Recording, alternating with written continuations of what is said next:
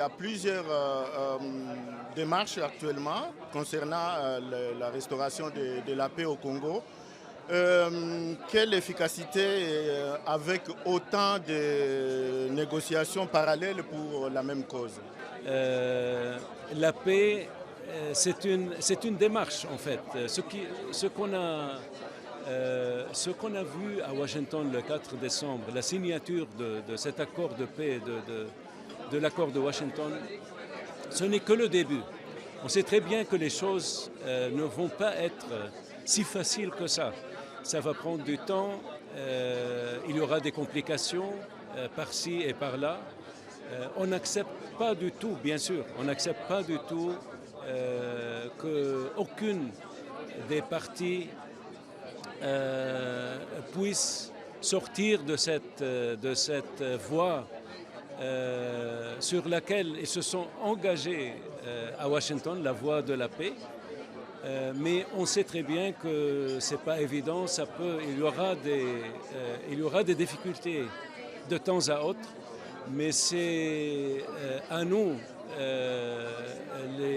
les médiateurs, que ce soit les États-Unis ou bien l'Union africaine, et on apprécie beaucoup l'initiative il y a quelques jours du président Lorenzo et aussi le rôle que le Togo a joué.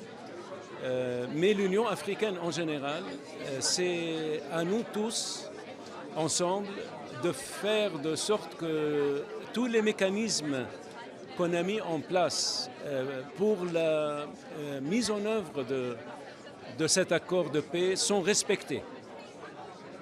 Et déjà, à quelles conditions ce cessez-le-feu pourra être respecté alors qu'il est décrété pour le mercredi prochain? Alors nous voyons déjà le M23 qui se plaint qu'il y a violation de ce cessez-le-feu.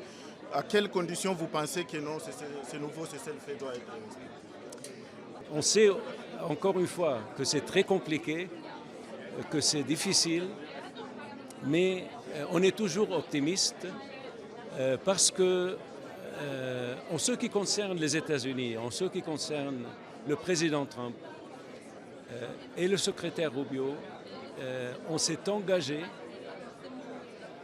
avec nos partenaires dans ce processus de paix, dans cet accord de Washington. On n'acceptera pas que cet accord ne soit pas respecté de toute partie qui s'est engagée auprès du président Trump à Washington. Quelle sera la prochaine étape dans tout ce processus Doha, Washington, aujourd'hui Angola ou Luanda? Je peux dire aussi que c'est des processus qui sont complémentaires, qui sont tout à fait complémentaires. On travaille dès le début avec nos partenaires qataris et avec nos partenaires de l'Union africaine, surtout l'Angola et le Togo. Et bientôt Burundi, maintenant ça va passer au Burundi. Alors l'Union africaine sont nos partenaires, on travaille avec eux. On ne peut pas aujourd'hui savoir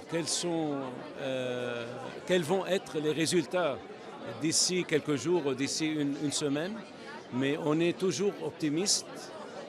On sait très bien que le Rwanda comme la RDC se sont engagés.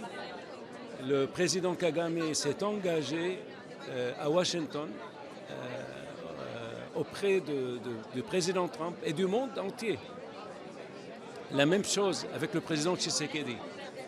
Et on n'acceptera pas que ça ne soit pas respecté.